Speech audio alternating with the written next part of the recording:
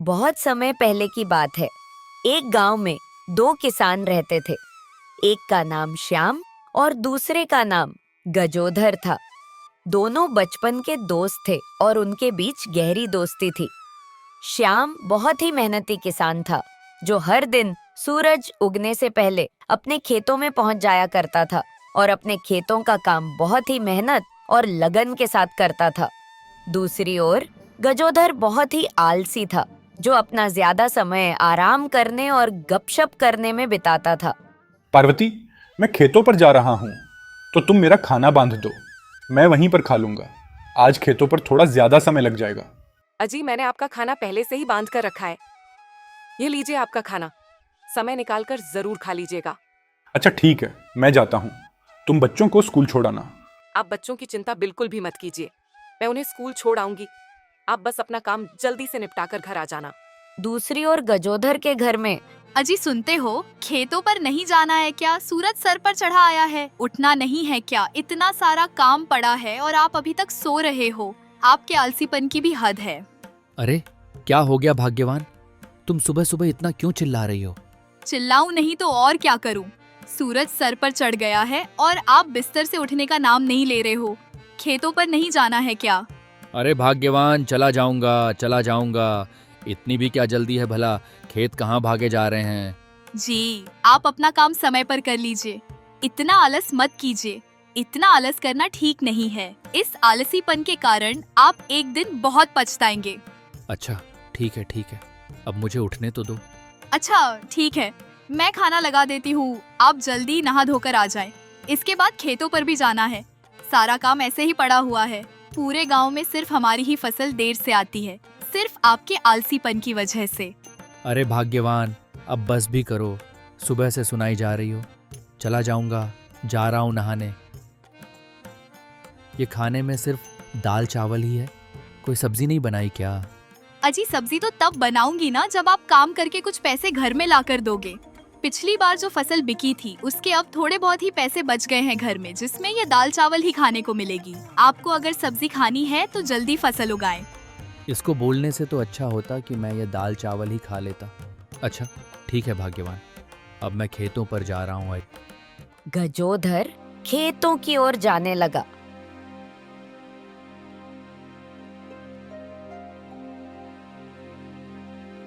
अरे श्याम भाई, सारा खेत आज ही जोत डालोगे क्या? कुछ कल के लिए भी छोड़ दो। हाँ गजोधर भाई, बस थोड़ा सा ही खेत बचा है, उसे भी आज ही जोत दूंगा, ताकि कल से मैं अपने खेत में बीज बो सकूं। कितनी कड़ी धूप थी। श्याम अपने खेत में मेहनत करता रहा। वहीं गजोधर ने थोड़ा काम करने के बाद आराम करने का निश्चय किया। कितनी कड़ी धूप है। इतनी कड़ी धूप में तो बहुत मुश्किल होगा काम करना। एक काम करता हूँ, थोड़ी देर आराम कर लेता हूँ, फिर आराम से खेत जोत लूंगा। चलो अब थोड़ी तराई कर लेते हैं। जी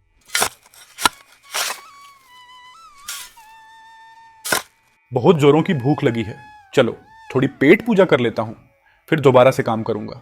श्याम खाने का डब्बा लेकर बैठा ही था, तभी किसी के चिल्लाने की आवाज आती है। तभी श्याम भागते हुए जाकर देखता है तो एक साधु वहां पेड़ के नीचे बेहोश पड़े थे। श्याम ने साधु बाबा के मुंह पर पानी के छींटे मारे, तब जाकर उन्हें कहीं होश आया। साधु बाबा, अब आप ठीक हो? हाँ बेटा, अब मेरी तबीयत कुछ ठीक है। बहुत दिनों से भूखा और प्यासा हूँ और तेज़ गर्मी भी है, इसी कारण मुझे चक्कर आ गया था। साधु महाराज, आज मेरे पास तो बहुत ज्यादा कुछ खाने को नहीं है। यह मेरी पत्नी ने रोटी सब्जी और पुदीने की चटनी बनाई है, आप इसे खा लीजिए। तभी गजोधर वहां पहुंचता है। यह श्याम के पास कौन आया है? कोई साधु महाराज मालूम होते हैं। चलो चलकर देखा जाए। प्रणाम साधु महाराज। खुश रहो बेटा, तुम्हारा कल्याण हो। साधु महाराज, मैंने आपके लिए आसन लगा दिया है, आप यहाँ बैठकर खा लीजिए। पर बेटा, तुम्हारा खाना मैं खा लूंगा तो तुम क्या खाओगे? आप मेरी चिंता मत कीजिए बाबा, मैं थोड़ी देर में घर जाकर खाना खा लूंगा। आप यह खाना खा लीजिए। मैं भी घर से खाना लेकर आया हूँ। मेरी पत्नी ने भी मुझे खाना दिया है और वह बहुत स्वादिष्ट खाना बनाती है। आप थोड़ा खाकर देखिए। मेरी भूख मिटाने के लिए तुम्हारा बहुत बहुत धन्यवाद। धन्यवाद की कोई जरूरत नहीं है बाबा, यह तो हमारा परम सौभाग्य है कि आपने हमें अपनी सेवा करने का मौका दिया। बाबा, आप तो हमें सिर्फ आशीर्वाद दीजिए कि इस बार हमारी फसल अच्छी हो और हमारे परिवार को सुख शांति मिले। तुम दोनों को मेरा आशीर्वाद। मेहनती किसान हमेशा सफल होता है, लेकिन आज मैं तुम्हें कुछ विशेष देना चाहता हूँ। साधु महाराज अपनी झोली में से कुछ छोटे छोटे बीज निकालते हैं और उन बीजों को श्याम और गजोधर को देते हैं। साधु महाराज, यह किस चीज के बीज हैं? क्या यह किसी फसल के बीज हैं?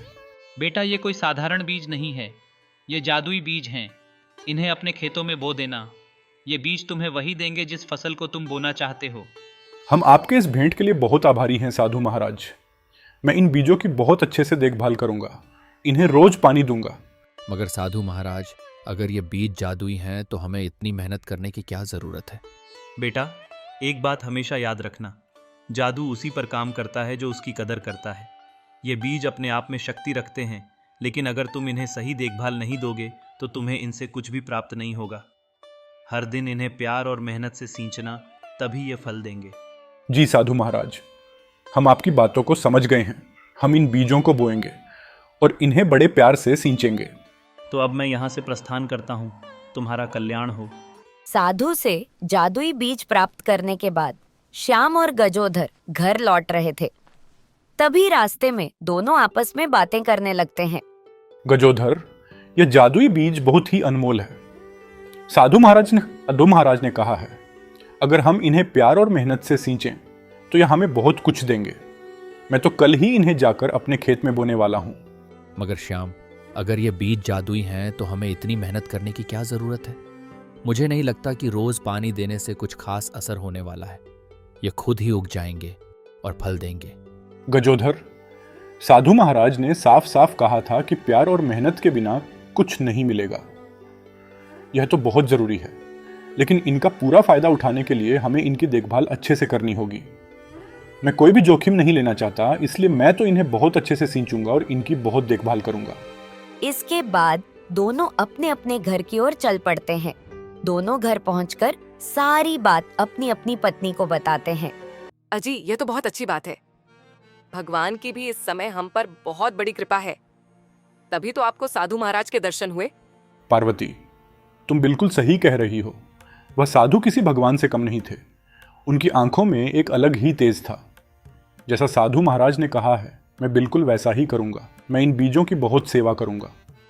अरे वाह, यह तो बहुत अच्छी बात है। अब हम बहुत मेहनत करेंगे और इन बीजों की बहुत सेवा करेंगे, जिससे बहुत अच्छी फसल उगेगी और हम बहुत पैसे कमाएंगे। अजी, आप अब किसी चीज का इंतजार मत करना।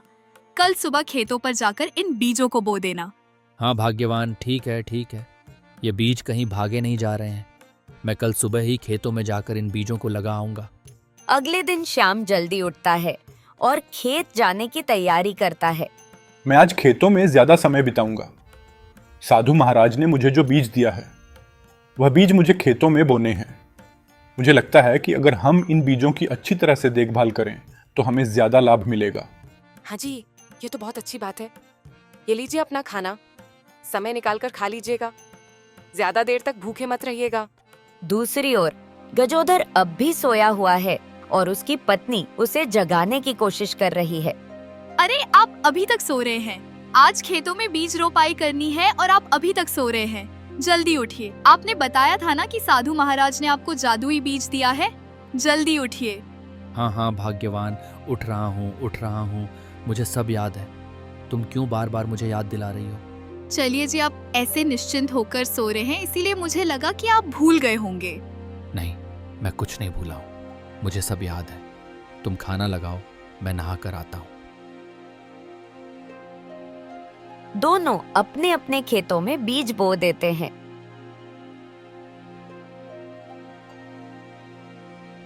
अजी, खेतों का काम अच्छे से निपट गया ना? हाँ पार्वती, खेतों का काम अच्छे से निपट गया।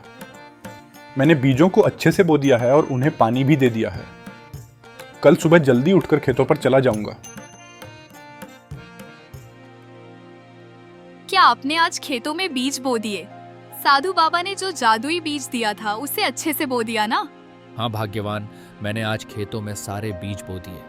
और खेतों की अच्छे से सिंचाई कर दी थी ना? नहीं, मैं खेतों में पानी नहीं दे पाया। बीज बोने में ही इतना समय लग गया कि पानी देने का मौका ही नहीं मिला। कल जाकर मैं खेतों में पानी दे दूंगा। लेकिन साधु बाबा ने कहा था कि रोज इसे प्यार और मेहनत से सींचना। अगर आप इसकी देखभाल नहीं करेंगे तो यह कैसे बढ़ेगा? तुम चिंता मत करो भाग्यवान, वे जादुई बीज हैं, कभी खराब नहीं होंगे। तुम बेकार में ही चिंता कर रही हो। साधु बाबा ने कहा है कि बीज जादुई हैं। लेकिन मेहनत के बिना कुछ भी हासिल नहीं होता। आपने देखा है ना कि श्याम अपने खेतों में कितना काम करता है। अगर आप भी मेहनत करोगे तो हमारे खेत में भी अच्छी फसल आएगी। मैं कल जाकर उनमें पानी डाल दूंगा। श्याम ने अपने खेत में बीज बो दिए और हर रोज खेत में पानी देने लगा और उनकी प्यार से देखभाल करने लगा। उसने उन बीजों को ऐसा सींचा जैसे उसके बच्चे हों। दूसरी ओर गजोधर ने भी अपना बीज बो दिया, लेकिन उसने सोचा कि बीज तो जादुई हैं, इसीलिए उन्हें इतनी देखभाल की जरूरत नहीं है। उसने सिर्फ अपने खेत में पानी डाला और बाकी समय आराम करता रहा। कुछ समय बाद श्याम के खेत में हरी भरी फूल गोभी की फसल निकल आई, जो देखने में गोल गोल मोती जैसी ताजी थी। हर फूल गोभी का आकार आम फूल गोभी के आकार से बड़ा था। उन्हें देखकर श्याम बहुत खुश हुआ। उसने घर जाकर यह बात अपनी पत्नी को बताई। पार्वती, हमारे खेत में बहुत ही अच्छी फसल आई है। इतनी बड़ी और सुंदर फूल गोभी मैंने आज तक नहीं देखी। अजी, यह तो बहुत अच्छी बात है। भगवान की हम पर बहुत कृपा हुई है। चलिए इन्हें जल्दी से तोड़ लेते हैं, फिर आप इन्हें बाजार में बेचाना। दोनों पति पत्नी फूल गोभी की फसल तोड़ने लगते हैं और देखते ही देखते उनकी टोकरी फूल गोभी से भर जाती है। अजी, ये तो सच में जादुई बीज हैं। जहाँ से हमने फूल गोभी तोड़ी थी वहां पर नई गोभी आ गई। हाँ पार्वती, ये तो सच में जादुई बीज हैं। अब इन फूल गोभियों को बेचकर हम बहुत सारा पैसा कमाएंगे। वही दूसरी ओर गजोधर के खेत में सिर्फ छोटे छोटे पौधे उगे थे और उनमें कोई फल नहीं आए थे। जब गजोधर अपने खेत में फसल देखने के लिए पहुंचा तो वह फसलों को देखकर उलझन में पड़ गया। अरे, ये बीज तो जादुई थे ना, तो फिर इनमें फसल क्यों नहीं आई? लगता है वह साधु महाराज ने मुझे धोखा दिया है। उन्होंने झूठ बोला कि यह जादुई बीज है, जबकि यह तो कोई साधारण बीज है। तभी गजोधर की नजर श्याम के खेतों पर जाती है। उसका खेत फूल गोभी की फसल से लहलहा रहा था।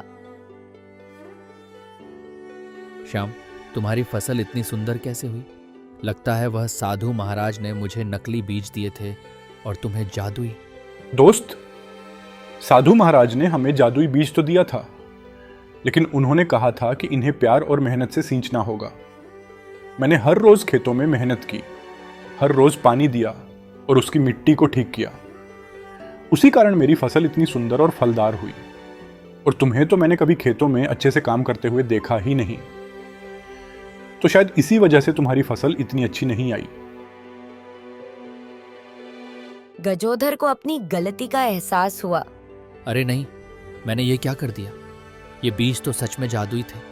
मैंने इन पर सही से ध्यान नहीं दिया, इसलिए इन्होंने मुझे फल भी नहीं दिया। यह सब मेरी ही गलती है। अगर मैंने इन बीजों का अच्छे से पालन पोषण किया होता तो आज मेरे भी खेतों में श्याम की तरह फूल गोभी की फसलें लहलहा रही होती। श्याम ने फूल गोभियों को बेचकर खूब लाभ कमाया।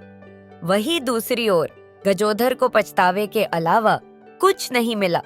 ऐसे और वीडियो के लिए सब्सक्राइब कीजिए हमारे चैनल, जिसका नाम है भक्ति और शक्ति को प्रणाम।